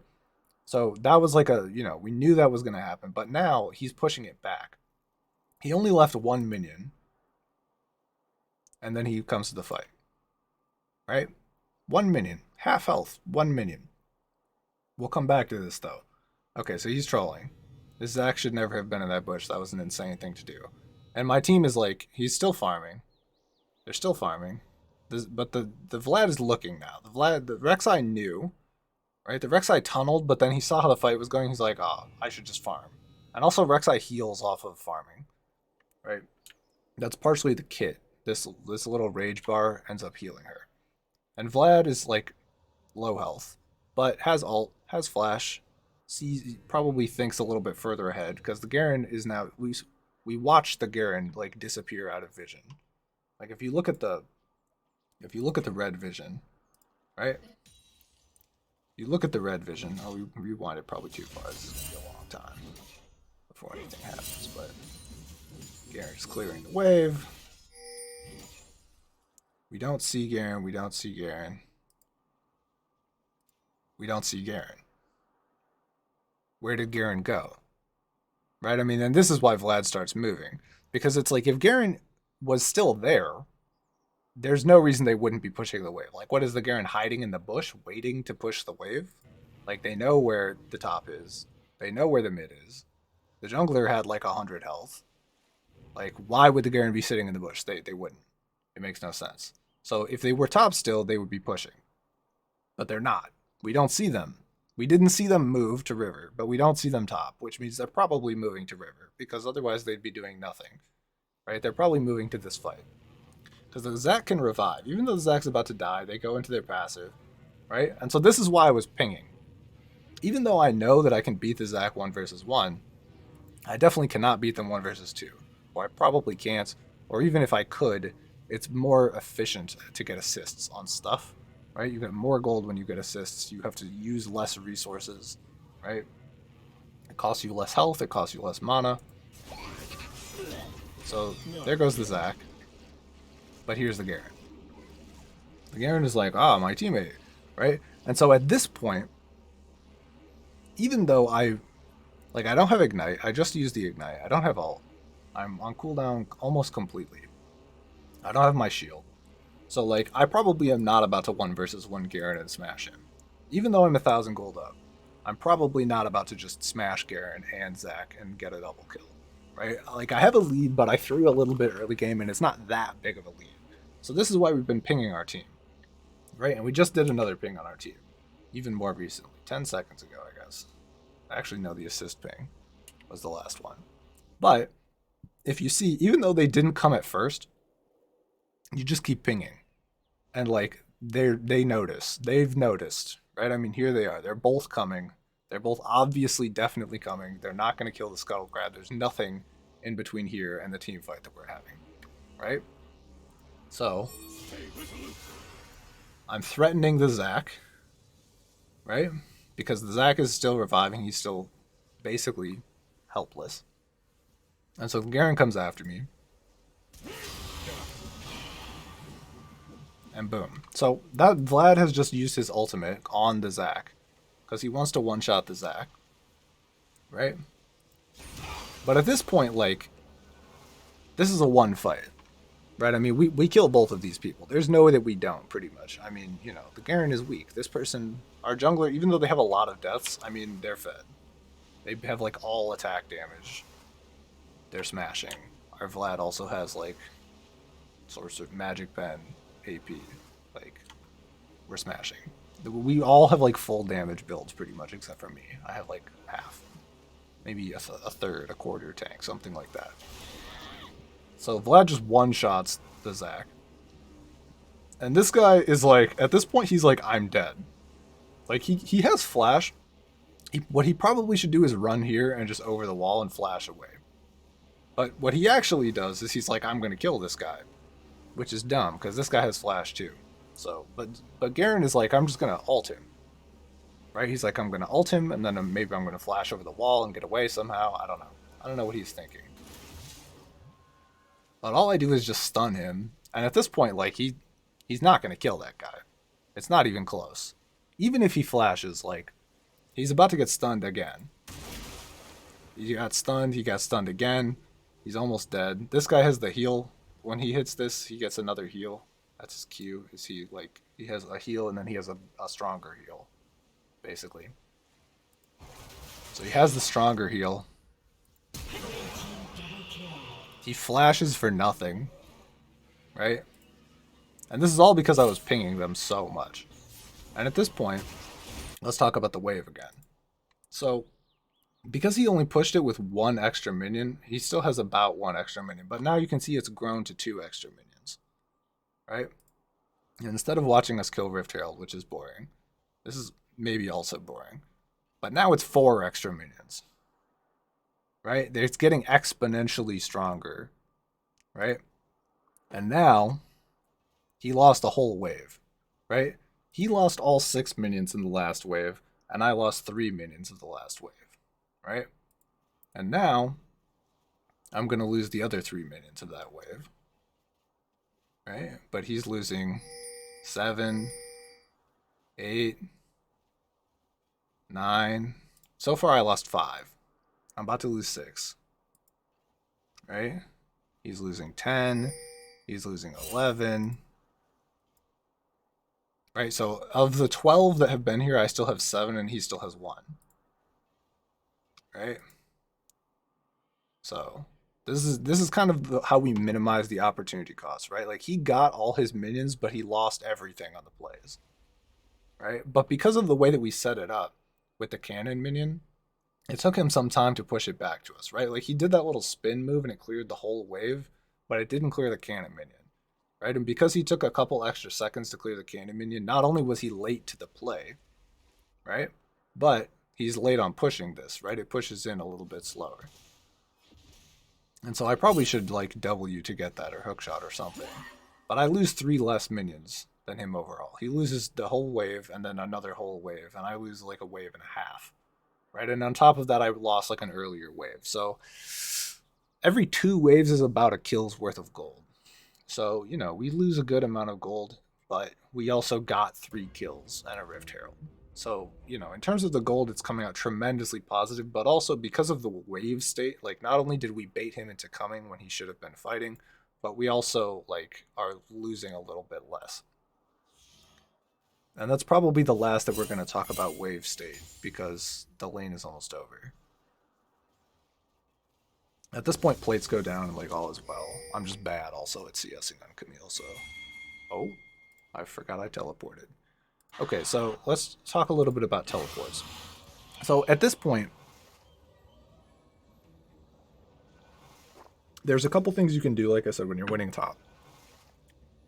And the classic one, and especially if you are new, is just to teleport back to lane and get more CS, more plates, more tower.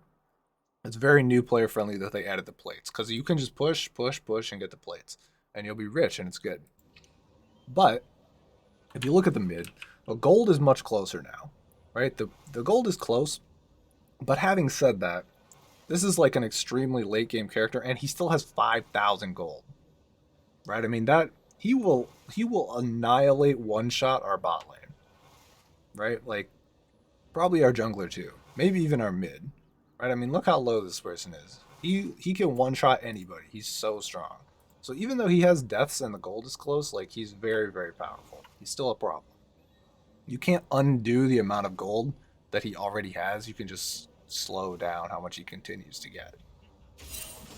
So this is a bad move, right? I mean, this our jungler is trolling. Like there's no way that he kills this guy. He doesn't have flash. Our mid does, but they have no ult, and they have like 200 health, 300 health. They'll get one shot. Like this is not going to work out, and they immediately get stunned. Right? They're taking a minorly positive health trade, but this looks pretty bad, right? I did the missing ping. When did I do the missing ping? I did it 4 seconds ago. So before he went for the play, before he came out of the bush, probably, or about the time he went out of the bush, is the time that I did the missing ping.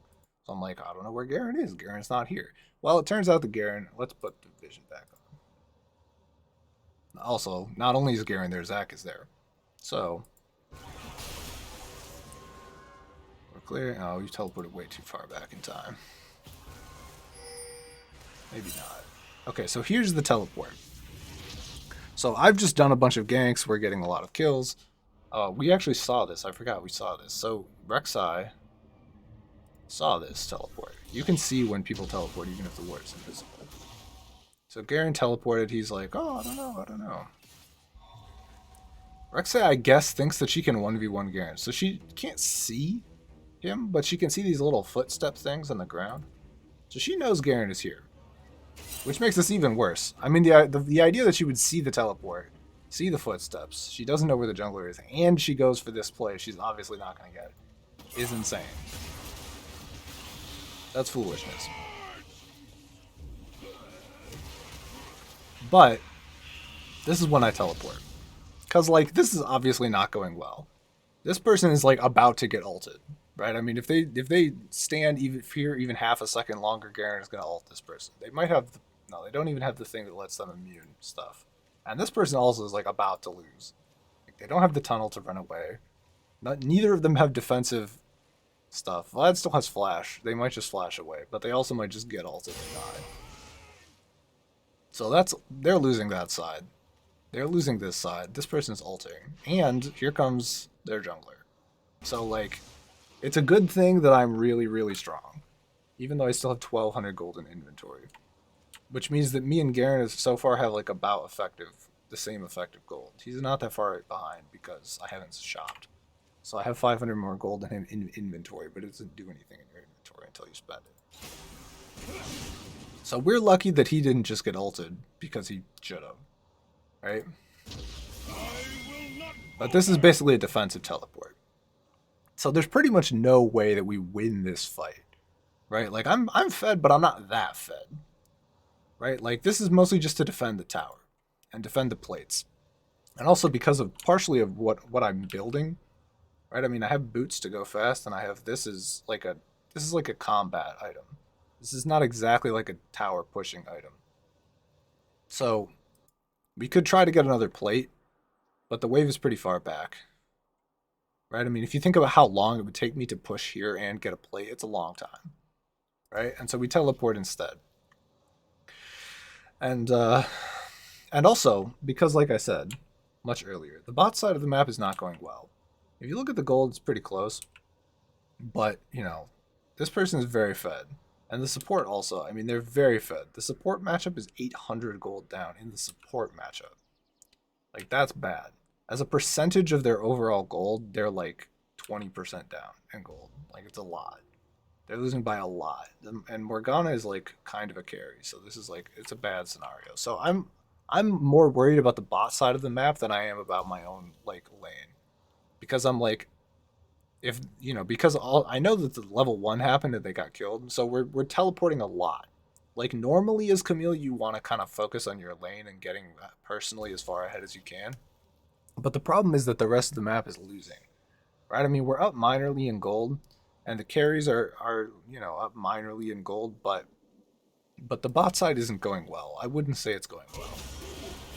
So they kill the jungler. He ults me, but this is mostly just defensive. I mean, this is mostly just to make sure that we're not getting too far behind anywhere else on the map. Because I'm pretty comfortable with how top is going, right? I mean, we're winning by 1,000 gold top side, and so I don't feel like we need to personally grow the lead. And also, if you look at the wave state, right? Once again, part of the reason we're roaming, we left the wave the way it is for a very specific reason. So, if you look at the wave, right now, this cannon is gonna our cannon is gonna die very slow. Our cannon's gonna die very slow, and it's gonna slowly push toward them, right? And the thing is, the less of an advantage you leave your lane with, the slower it pushes, and the slower it pushes, the more it builds up before it hits the tower, right? And if it builds up to like 2 or 3 waves, they basically have to answer it, which is part of why Garen is recalling. Like, he's low, but also like he needs to go top, right? Like, he might regen, but like the fight is kind of won, like not really won, but kind of won, and he needs to go top, right? I mean, he looks at the wave and he's like, that's going to slow push, but really strong and hit the tower in like a minute, right? Hopefully that makes sense. And so at that point, Garen is gone, and we're just trading. Like, we're not about to win, but we're trading. We got a summoner spell on us. The Morgana just ignited us, right? We're just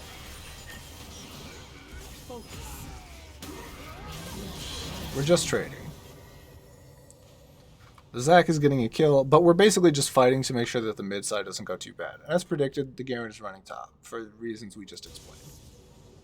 And their AD carry is pushing bottom, right? I mean, it would be nice if our AD carry was also bottom matching, but we're losing by so much in the mid fight right now that the AD carry has come mid.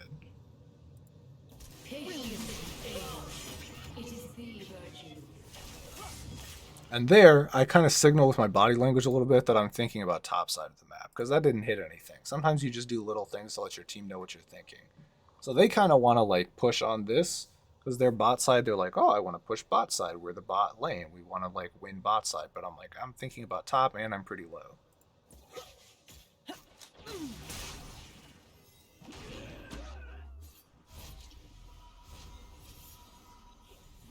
Can't believe this recording is already over 2 hours long.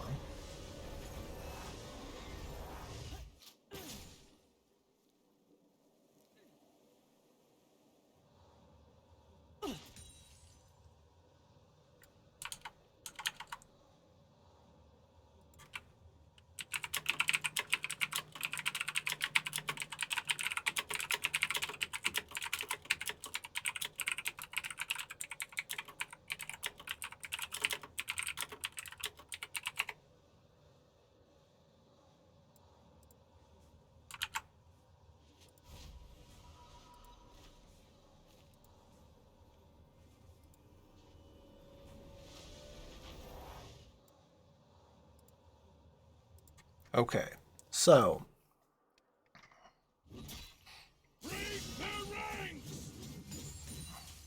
he's pushing top side because he doesn't want the wave to push into his tower.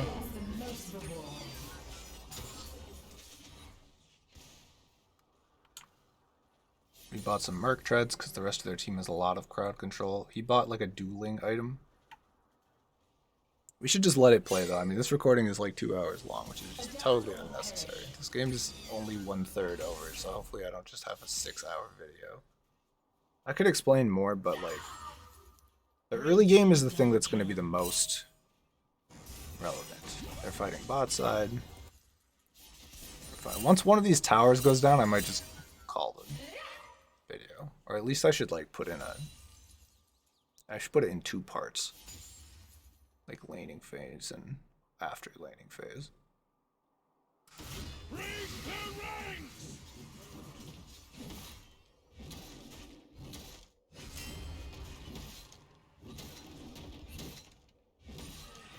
Garen is like, he doesn't feel like he can contest me in lane anymore, so he's stealing the red buff. But he knows we have a ward here. He can see that ward. Because he has this one, and he can see that it's disabled, he can see this one. Let me toggle the vision. He knows we have a ward there, so he just ran past a ward, which is foolish, because he, like I just said, he knows he can't fight me. Not only is he like way weaker, he also is now down a level of ult. So it's almost inconceivable. And he doesn't have, and I have ignite, and he doesn't have flash. So like he's there, he does not win this, and it's hard to understand what he was thinking.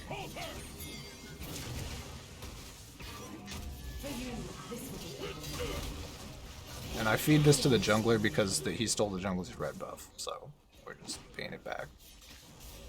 The future favors the versatile. But yeah, our jungler is fighting their jungler. We just killed their top. Our jungler is not that good. It's kind of a hard champion to play, though. I mean, you know, I respect it. It's a good kill. They're gonna die. It's pretty close. They smite the cannon just to let us know what they're thinking about the tower. Killed the tower mid. That's a huge thing. The jungler, not there. Top, not there. They killed mid tower for bot tower is usually a good trade.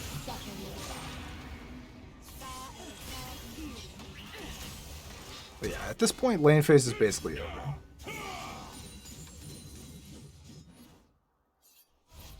Basically, lane phase ends as soon as towers start going down. And in this game, we didn't get a big... I didn't notice where the Rift Herald went, but that thing that we got up there basically damages the tower a lot. So they're catastrophically losing mid, so that's not good, right? And they lost... But at this point, lane phase is basically over. And lane phase is the thing that's going to play out pretty similarly across games when you play top.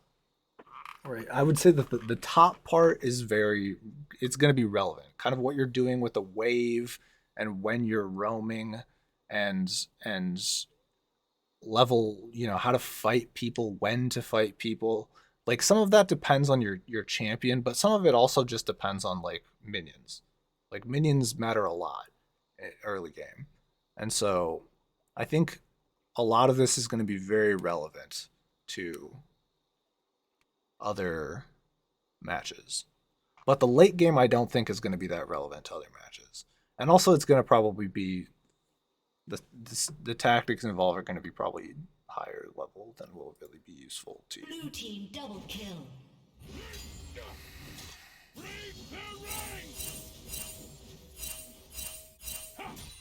He's indicating that I'm roaming, which I am. I mean, I could fight him probably, but I just want to get a shop off while my team is dead, because I don't know where they are either. Right, I mean, we didn't see them in mid, but they could have been coming top. And he doesn't have enough damage to kill the tower anyway. And at this point, the plates don't do anything. There's no plates, so he can't get the gold. You just ult him.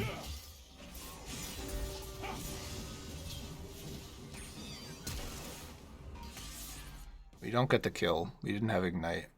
But we didn't use any summoners. We just traded ult for flash, which is good. And also at this point we got a Tiamat, which basically means we do AoE damage to the minions with basic attacks. Like if you notice when I hit one, the other one takes damage a little bit.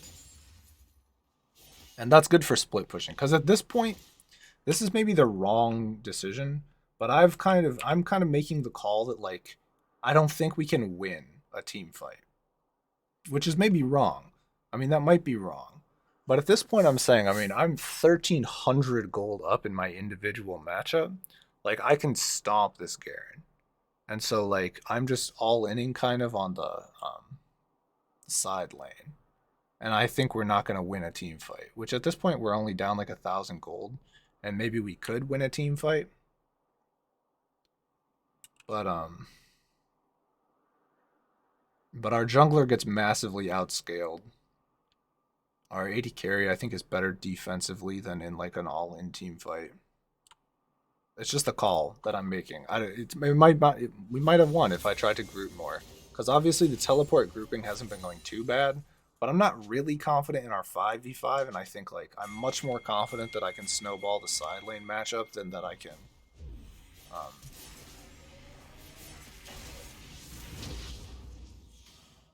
than that we can win a team fight. This is a 2 versus 2. We're losing pretty bad. But yeah, once this tower goes down, I'm gonna cut this. I think I lose my tower first. But yeah, lane phase is basically over. I mean, especially once the tower goes down, we're gonna stop being top laners and be more like, you know, the team, you know, the champions that we are. Like, I split push a lot, he groups a lot. We lose this game, but I get an S.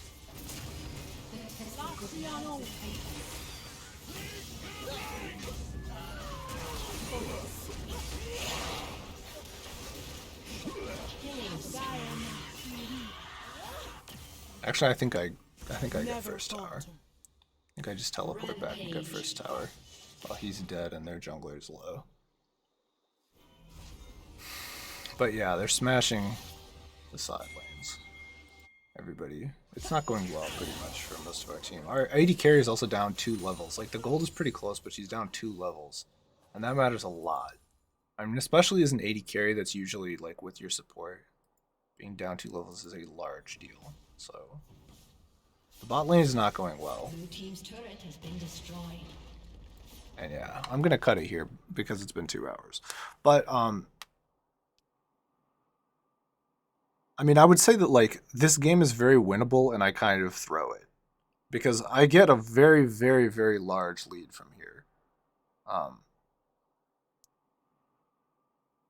I might just... I probably, like, won't do commentary, but I probably will just, like, split the video in 2, and I'll have the rest of it just play out with, like, directed camera. And if you have any interest in watching it, but I would mostly just watch this first part.